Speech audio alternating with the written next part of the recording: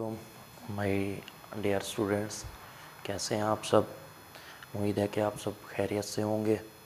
तो आज का जो बच्चों हमारा टॉपिक है वो बेसिकली क्या है, ह्यूमन स्केलेटन। तो ह्यूमन स्केलेटन के बारे में आज हमने पढ़ना है। ह्यूमन स्केलेटन के बच्चों अगर हम बात करें तो हमें पता है कि इंसान में कौन सा स्केलेटन पाया जाता है, एंडोस्केलेटन पाया जाता है। ठीक है, ये पिछले लेक्चर में बता चुका हूँ कि जो बेसिकली स्केलेटन है वो 3 तरह के होते हैं। एक एंडोस्केलेटन होता है, एक एक्सोस्केलेटन होता है और तीसरा हमारे पास हेड्रोस्टेटिक स्केलेटन होता है।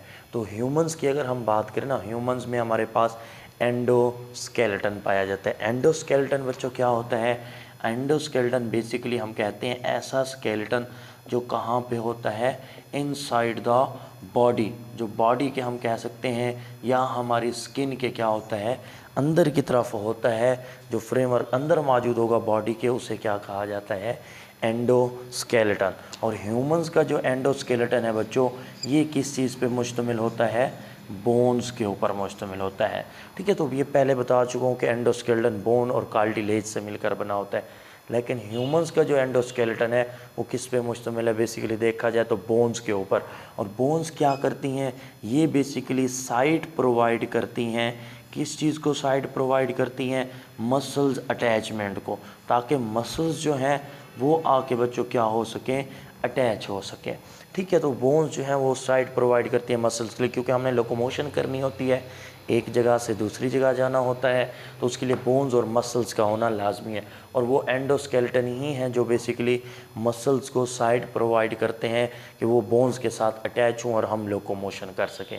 तो ह्यूमन स्केलेटन की बच्चों अगर हम मज़ीद बात करें, ये जो एंडोस्केलेटन है इंसान में, इसको 2 कैटेगरीज़ में डिवाइड किया जाता है। ठीक है, कौन कौन सी हैं, एक हम कहते हैं हमारे पास होता है एक्सियल स्केलेटन। ठीक है, इंसान में 2 तरह के स्केलेटन होते हैं, एंडो की बात हो रही है बच्चों। एक एक्सियल स्केलेटन होता है, दूसरा हमारे पास होता है बच्चों अपेंडिकुलर स्केलेटन।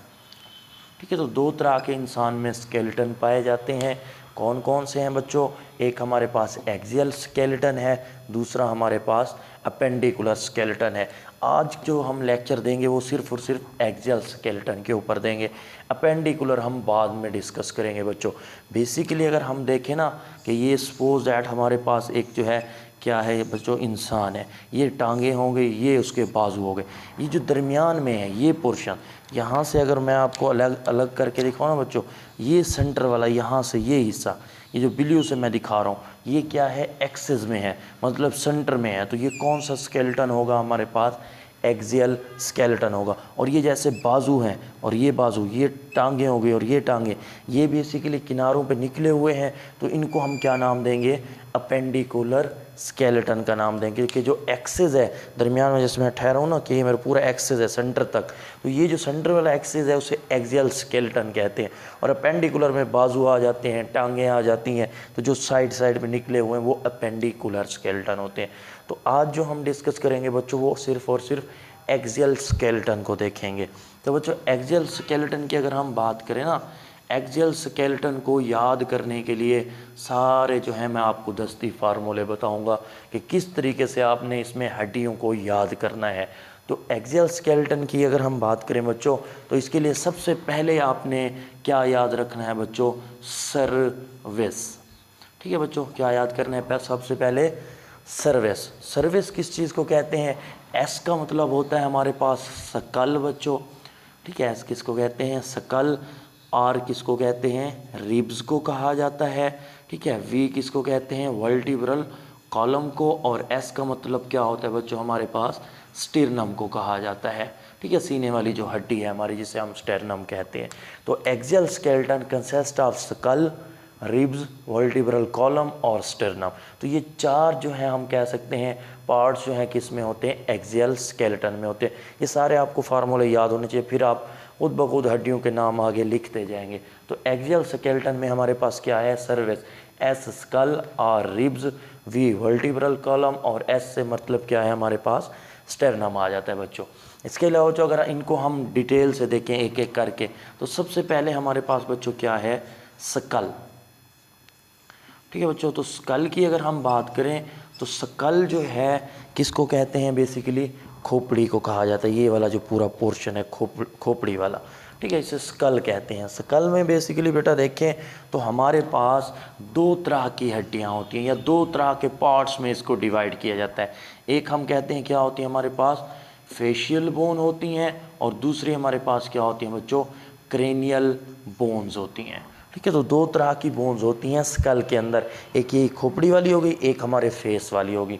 तो उन्हें जो फेस वाली उन्हें फेशियल कहा जाता है, और जो ब्रेन वाली खोपड़ी वाली हैं पीछे से उन्हें क्या कहा जाता है बच्चों, क्रेनियल बोन्स कहा जाता है। तो इनकी डिटेल हम देखते हैं। सबसे पहले अगर हम क्रेनियल बोन्स की बात करें बच्चों, ठीक है, सबसे पहले हमारे पास है क्रेनियल बोन्स। ये वाला जो पोर्शन है, ये सारा पोर्शन हमारे पास क्या है, क्रेनियल बोन्स है। तो क्रेनियल बोन्स को याद करने के लिए बच्चों अगर हम देखें तो एक फार्मूला बता रहा हूँ जिसे हम कहते हैं UP42, ठीक है, सॉरी, क्रेनियल जो है हमारे लिए क्या फार्मूला इस्तेमाल होता है, UP42। UP42 का मतलब क्या है बच्चों, U से हम कहते हैं हमारे पास जो है अनपेयर्ड, U किसको कहते हैं हमारे पास, अनपेयर्ड को कहा जाता है, और P का मतलब क्या होता है बच्चों हमारे पास, पेयर्ड।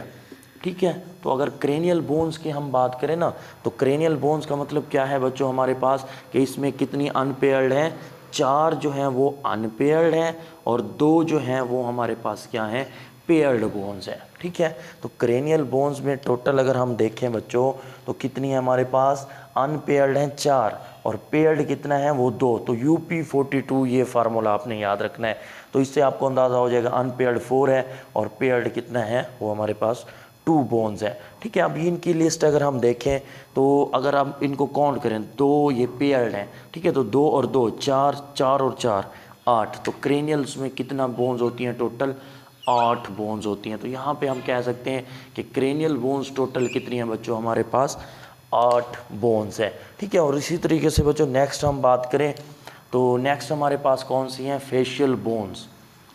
ठीक है, फेशियल बोन्स की अगर हम बात करें तो इसके लिए बच्चों एक और फार्मूला आपको याद रखना है, वो क्या है हमारे पास, PU62, मतलब पंजाब यूनिवर्सिटी 62 हमारे पास। और इसे आप उत्तर प्रदेश, जैसे इंडिया हमारे पीछे है तो आप याद कर सकते हैं भाई, क्रेनियल भी हमारे क्या है, पीछे वाली साइड पे मौजूद, और फेशियल सामने है, मतलब हम पंजाब के हैं तो हम कह सकते हैं पंजाब यूनिवर्सिटी 62। अब यहाँ पे आपको सारा आइडिया हो गया होगा। P का मतलब क्या है, पेयर्ड। ठीक है, P किसको कहते हैं बच्चों, पेयर्ड को कहते हैं। U किसको कहते हैं, अनपेयर्ड को कहते हैं। ठीक है बच्चों, तो ये हमारे पास पेयर्ड और अनपेयर्ड।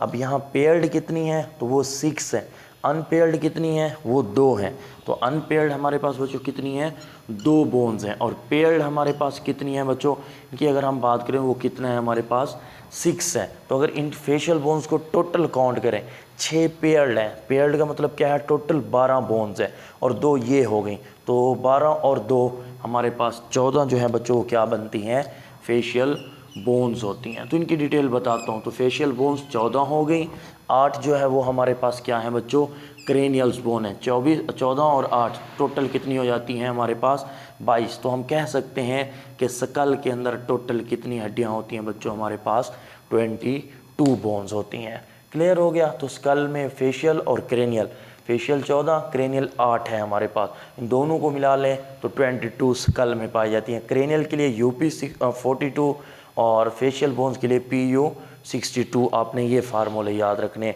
U से अनपेयर्ड और P से पेयर्ड। पेयर्ड 2 हैं और अनपेयर्ड 4 है, और इसी तरीके से इसमें पेयर्ड जो है वो 6 है, और जो हमारे पास अनपेयर्ड हैं बच्चों वो कितना है, टोटल 2 हैं। तो ये होता है हमारे पास फेशियल और क्रेनियल बोन्स बच्चों। इसके बाद इन दोनों की डिटेल देखनी है कि 4 जो है अनपेयर्ड वो कौन कौन सी हैं, 2 जो पेयर्ड हैं वो कौन कौन सी हैं, और पेयर्ड ये 6 कौन कौन सी और अनपेयर्ड कौन सी हैं। तो ये मैं आपको अपने लेक्चर के पार्ट 2 में वजाहत से बताऊंगा।